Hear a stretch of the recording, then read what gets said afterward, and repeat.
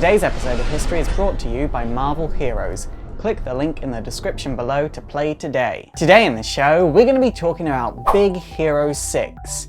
If you didn't know that San Fran Tokyo is just not a thing in the comics, then this show is most definitely for you.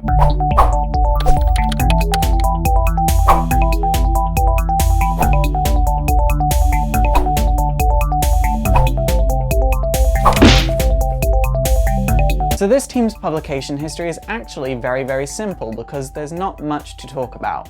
This team was created by Steven Seagal while he was working on other projects, and he intended for this team to first appear in Alpha Flight number 17 in 1998. However, as is common in comics, things got rescheduled, so this team first appeared in their own 3-issue limited series in 1998 titled Sunfire and Big Hero 6. After this, we heard glimpses from this team here and there, but we pretty much heard nothing from them until 2008, where they had their own 5-issue miniseries titled Big Hero 6. And since then, they've appeared in a Spider-Man story, and then nothing. Marvel has no plans for them whatsoever. So let's talk about some of the members of this team. There is the Silver Samurai, who can charge any object with energy so it can slice through any known object in existence, including adamantium. There is Sunfire, who has the ability to fly, generate heat, and shoot plasma. And there is Honey Lemon, who has a purse that allows her to access any object in existence. And it also gives her access to something called the Microverse, and that's a whole thing in itself. We don't really know how or why the purse works, though. There is Gogo Tamago, who has the ability to create explosive energy from her body. There is Hiro, who is a 14-year-old genius, and he created Baymax from the memories of his deceased father, who is a robot that has the ability to turn into a dragon. It is worth saying that because Baymax was created using the brainwaves of Hiro's deceased father, Baymax does kind of act as Hiro's best friend and father figure. And that's it for the initial lineup. This team really doesn't appear too much when the lineup doesn't consist of these members. So Big Hero 6, they would first appear in Sunfire and Big Hero 6 in 1998.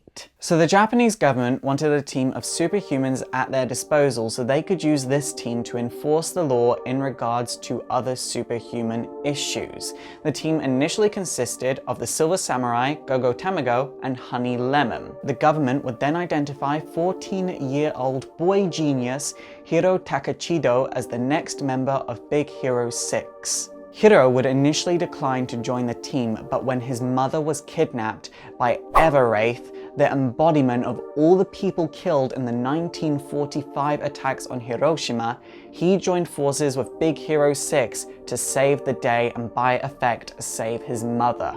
It's in this battle that Sunfire, Japan's signature hero, would also join Big Hero 6. Big Hero 6 would move from operating outside of the Giri office to Japan's Cool World theme park, and here they are attacked by X the Unknowable, a being that is able to change its atomic structure to anything and everything it desires.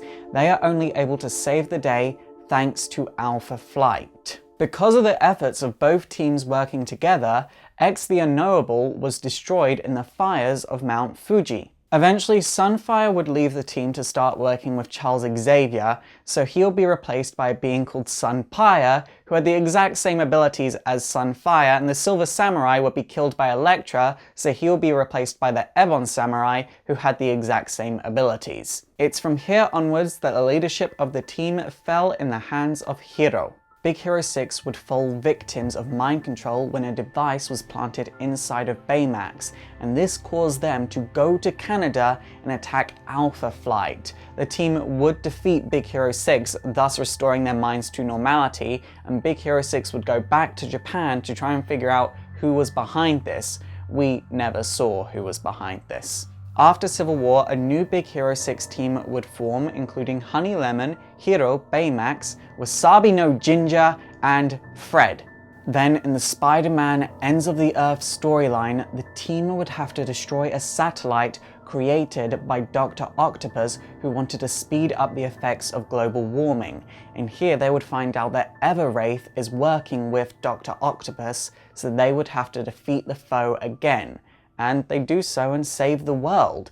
And this was the last time we saw the team. I have not yet seen the Big Hero 6 movie. It's not even out in the UK yet. There were screenings a few weeks ago, but I didn't go to any of the screenings. I'm seeing it at the end of this month. So I might like the Big Hero 6 movie more than I like them in the comics. And I do like them in the comics a lot. I think they're a very interesting group, and it's a really big missed opportunity not to do something with them. If you want to read the Big Hero 6 comics, they are quite difficult to get a hold of these days, if I'm being honest, but I put links to mycomicshop.com down below to where you might be able to get them if they are in stock.